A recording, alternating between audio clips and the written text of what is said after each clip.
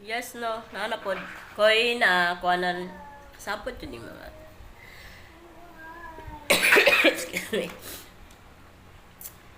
Ito si Paulo Ortega. Opo, sir. Nganong gusto jud nimo nga pabagsak ko ng mga Duterte? Kay para dili nila makuan or dili pud ka tawag ni madakpan na naapod kay maleta na nadawat mo nang imo ha.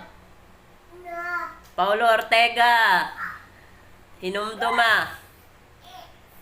Giboto ka sa mga tao, giboto ka sa nagasuporta sa imuha para ikaw ang maging ehemplo ng tama, patas at makatarungan nga serbisyo. Pero unsa imong gihimo? Kung naa kay baruganan, barog.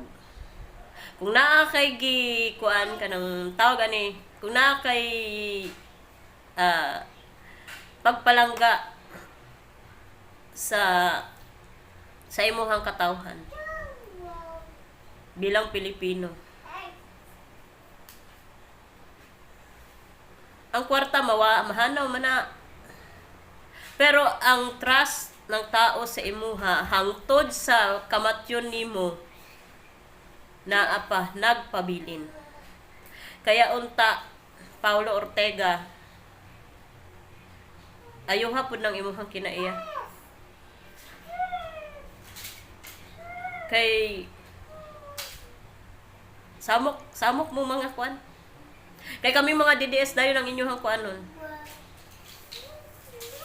Kay tinuod man, kung sa tinud-anay nga istorya, kamo na nakalingkod sa Kongreso, labi na sa Senate, labi na ang ato ang leader sa ato ang bansa, labi na ni si Kuan, ting speaker na si Castro, mao nang imuhang sundon. Hinumdumi ang kwarta, mahanaw ha. Mao nang giingon ako ganin, mahanaw ang kwarta, ang trust sa tao dili mawala. Bisan pa sa mga pipila or mawala na kaaning kalibutan na. Ang trust sa tao na nagpabilin. Nagpabilin jud.